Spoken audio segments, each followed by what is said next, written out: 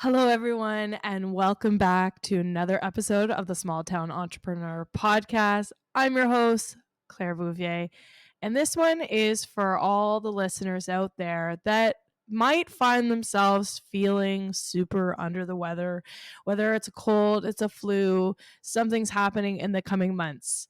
If you are in the northern parts of North America, as I am in Canada, this time of year, sickness is rampant and you catch one thing and then you get over it, you catch another thing. So whether it's, the common flu, the cold, or any sort of ailment that completely knocks you off your usual rhythm of day to day. And for someone like me with ADHD and a very low immunity, it's really difficult finding, the rhythm of getting back through finding your health again and making sure that you create the right mindset to move through it. And it's been a struggle for as long as I can remember. So if anyone else is listening and feel the frustrations of getting sick and getting totally out of your day to day, and because of my ADHD, this whole concept of slowing down is not just difficult, but it feels so unnatural. And so my mind is constantly racing. It's always eager to jump or solve the next problem or do something. So when I get sick or when you get sick, you might find that you are forced, regardless of whether or not you want to, you have to hit the brakes. And it's like you're going so fast, and you're moving, and then all of a sudden at a high speed, and then you just have to come to a complete stop. And it doesn't get easier, but I have learned to really, especially with the help of whether it's my friends, a therapist, or just that that inner voice to say, take the break. These breaks are actually sometimes the universe reminding you, hey, let's take a breath, let's step back, let's look at, why you've gotten sick. And sometimes, hey, you've just picked up something, but also I have learned, as hard as it is, the times that I've been sick has forced me to reevaluate.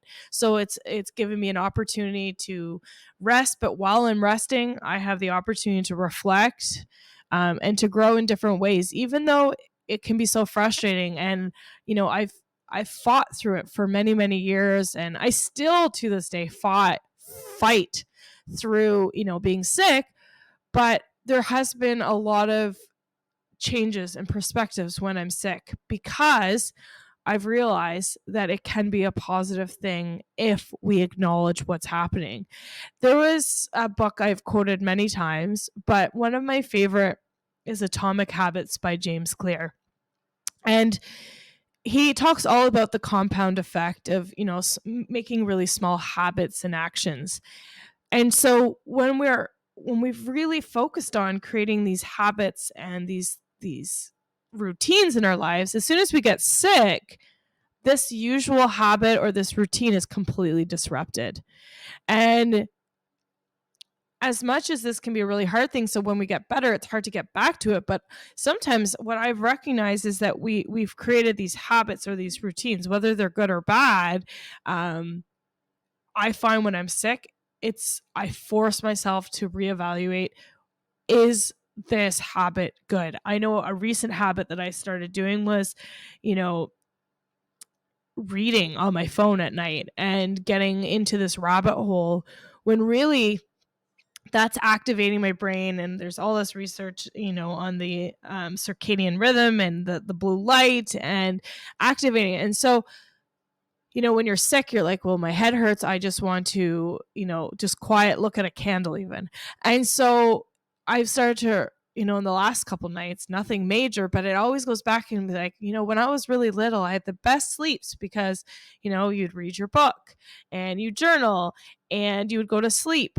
And as we get older, even though we know those are the healthy things, we get sucked into the worlds of, our screens, or finding other things, or filling our brains and creating this stimuli before bed. And so when we look at, when we get sick or when there's a forced pause in our life, it can be a time to reevaluate. And as hard as it is, for me, I've had to, again, getting sick a lot in this fall, is really had to reevaluate, the habits. Are they good? Are they healthy? Can I step back and evaluate and see which ones work, which ones don't? Are they serving me? And which ones do I want to change? And for me, I've recognized, I thrived when there was no screens at night. My sleep was better. And so sometimes we almost have to have this roadblock, this big, disruption in our day-to-day for us to remind ourselves, what are healthy habits that we should be bringing into our day-to-day life. Elizabeth Gilbert, sorry, I'm really stumbling today. I'm still on the mend, so I do apologize. But Elizabeth Gilbert, one of my another favorite author, she wrote, for those of you probably familiar, she wrote Eat, Pray, Love, but she also wrote a nonfiction, was called Big Magic. And Big Magic really focuses on everyone finding their creative selves. And she writes about, how each one of us have this creativity that lies really deep within us. And it's always waiting for moments of stillness to really surface. So this is where I find, when I'm sick, I allow myself to kind of go into this other sense of self, and when I'm unwell, to allow my body to slow down. I try so hard to slow my mind down, and allowing it to wander and explore without it, the usual boundaries of like, okay, what I have to do in the next hour and this and that. It in a way, sickness can give us a sense of freedom because it's out of our control. And I find if you really change your mindset on not being angry or being like, oh, why this happened to me, but thinking this might be a freedom for my mind to shift into a different perspective and a different creative space. And Elizabeth Gilbert talks about this, about, only creativity can really grow in the stillness. And so I find the stillness, even in sickness, can happen where new ideas and insights can really essentially blossom and look at other ways that we can be creative in our day-to-day lives. And you might be thinking, well, what does this look like? How do I do this? And I'm a pro at getting sick. And so, for anyone facing different periods of illness, whether it's temporary or it's not, it's okay to feel super impatient, to feel almost angry and frustrated, because, it never comes at a good time, and it's never a good time to get sick. But these are completely natural responses that I have dealt with my whole life. But I also sometimes have to tell myself that, maybe it's a gift. Maybe these times of stillness, forcing yourself to just rest, is maybe a gift of reflection.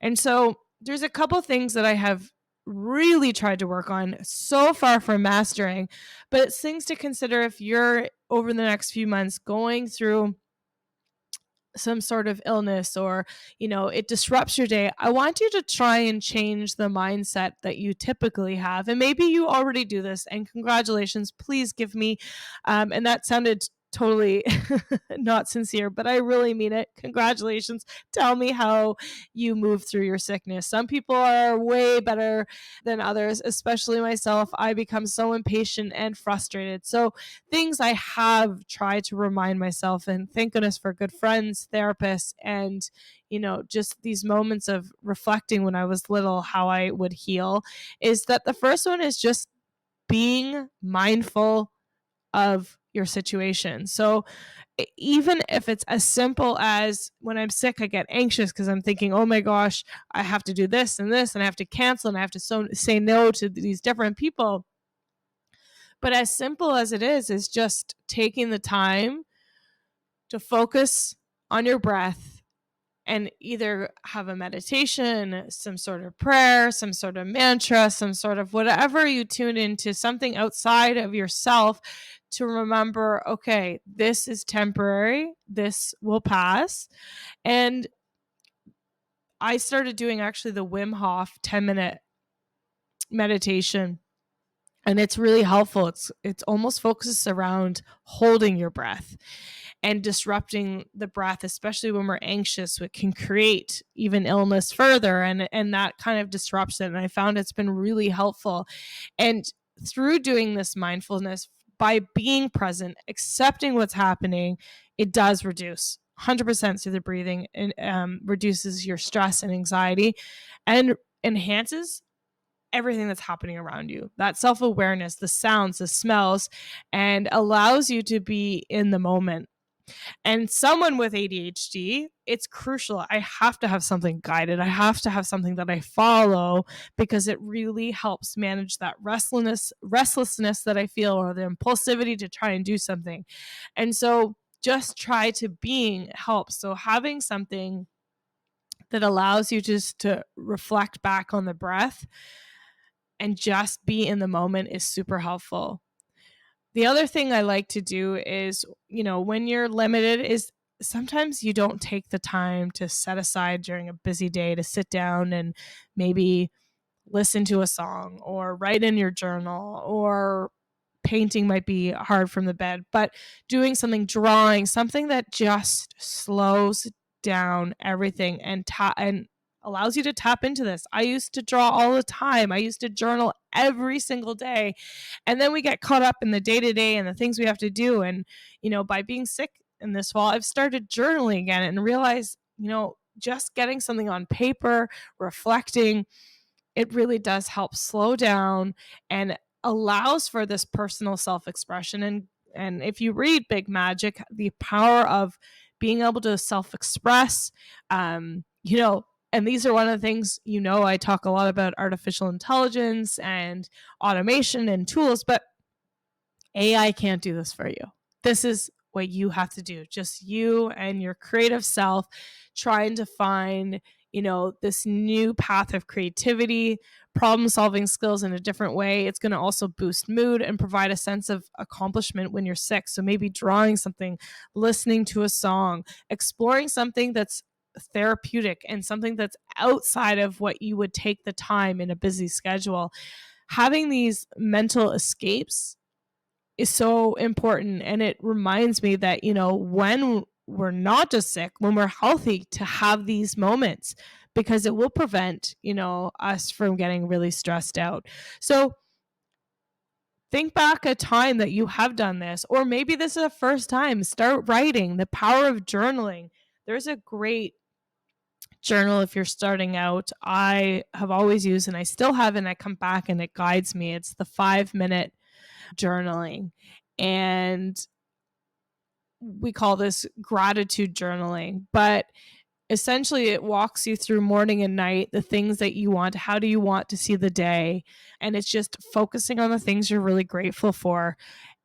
The reason why this gratitude journaling, so it's a 5-minute journal, there's a couple of them, but I love this one because it maps out, things you want to accomplish in that day. And it could be as simple as making your bed, especially when you're sick, or you're going to make a healthy soup, or you're going to, take a shower. It can be so simple when you're sick, but that sense of accomplishment is going to really help benefit. And it does increase, that happiness and that positive mindset. So, we can get into really negative emotions when we're sick, and we feel regret or guilt or stress or things we need to be doing. But during, gratitude journaling, when we focus our mindset on, what we're positive, or sorry, what we're grateful for. So, having a bed, having heat, having food, these things can really enhance our empathy. And there's tons of research on, gratitude journaling.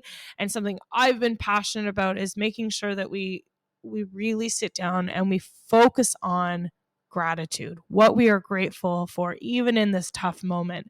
And it can change our brain, the way we're thinking. It can reduce, any anxiety or impatience or anger or whatever you're feeling. And it will allow for the space to be just focused on being grateful in those moments. It's hard though. It's so hard. And I'm telling you, like, there's these moments where you're like, you wake up and you're sick again and you think, oh my goodness, how am I going to move through this?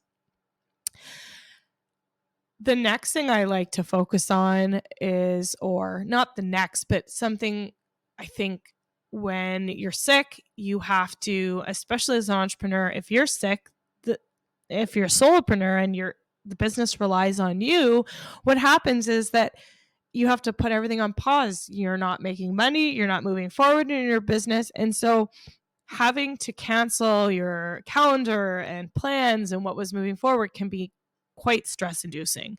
And so what I like to call it is gentle planning, is that I acknowledge that I have to just take the 3, 4, or 5 week, whatever it is, off and rest.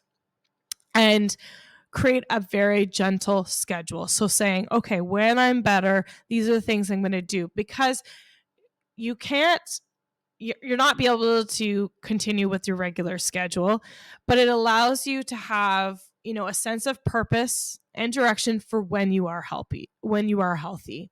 And it's going to, keep you connected to your goals and what you're doing, but it also is going to give you space to heal. And so, having a very gentle plan, and when I say gentle, meaning it has flexibility, if your healing doesn't happen as fast as, maybe you were hoping, it will still keep your brain, prepared and in goal oriented mind, but allowing for that time to rest. So giving your some sort of plan of when you're healthy, how you're going to attack it. And for me, a lot of the time when I'm sick, I have to look at my schedule and think, what is really not necessary? What do I really not need to be doing? And it's funny how when you're sick, it makes that process a lot easier. When you're healthy, I know someone like me, it's so easy to fall into saying yes to things and recognizing, is this the best way to be spending my time? So when we think about being sick over the coming months, I want you, and I will be right there with you, because I'm struggling on this journey of when I'm sick. It's not just about coping. It's not about just getting through, but maybe it's an opportunity for me, for you, when we're going, is through personal growth and self-discovery. And maybe there's something in those quiet moments of stillness that will surface. I know some of the greatest ideas I've had with any business or planning or something has happened in those moments, even despite how frustrated you are to be horizontal and forced to sleep and rest all day. And so, in these moments, try being mindful. And what does that look like? Well, just focusing on your breath to start, maybe using a guided meditation. It's going to allow you to bring, maybe that anxiety of, oh my goodness, I'm missing out, or this, to just being okay with the now, being okay with right where we are. Creativity comes in lots of forms, and it's not just, us out in the world creating and making things, but it can be from maybe with your eyes shut, laying in bed, focusing on breathing and just getting through that day. And it could emerge in different ways. Having this spark of imagination and creativity can come at any points in our day. So allowing ourselves to be open to that is the first step to changing that mindset, instead of being in coping, mindset, but into an opportunity of like growth and self-discovery. If you've never gotten a journal, this is the time. And sometimes we just need a guided journal. So these gratitude journals are very guided, and it allows us to shift our perspective, and it forces you to think on, something that you're grateful for. And immediately when our brain goes into that different mindset, everything changes. And it thinks of our life in, more of abundance than, what we're missing. And I know when I'm sick, I have to make that a focus, or I can go into really dark places when you're sick. And it's, having that guided journaling, it's things that you want to be accomplishing. So it also offers that gentle planning aspect that we talked about. As someone who really struggles with slowing down, I know that each of these different practices or these different things has been a huge lessons in patience. Really working on to appreciate the now and understanding how important rest and recovery is, and that you're, whether you get sick more than other people or you never get sick, and when you do, you don't know how to cope, it's so important and integral to our long-term health. Oh my goodness. My brain is very foggy. Combination of multiple illnesses. It's integral to the long-term health and our success as an entrepreneur, as a business owner, as someone that wants to be moving forward. So, whether you're currently under the weather right now or you're bracing for the seasonal flus or colds that might hit you, remember that these moments of pause and stillness and quiet can be rich, can be potentially rich of opportunities for self-discovery, creative expression, and maybe you'll find a breakthrough in, where you've been stuck. There's a roadblock in the work that you've been doing. These breaks are not intended for how productive can we be, but I have to tell myself, and this is why I'm doing this today, is that these are spaces for us to grow, to rethink the way we think, and to recharge for a new chapter in who we are. So thank you for being patient with me as I stumble on words. I'm moving through this phase right now, is reminding myself to be grateful, and I'm grateful for you to be part of this journey, to be part of building a business in a small community, building a business, because when we are sick, it's hard to let people down and say, hey, I can't make it, and people are understanding, but that's something I have to move through and remember. And perhaps you're like this, but take care of yourself and embrace those quiet moments. And hopefully we can continue to learn and grow together. And I really appreciate for you being here this week, and we'll see you next week. Take care.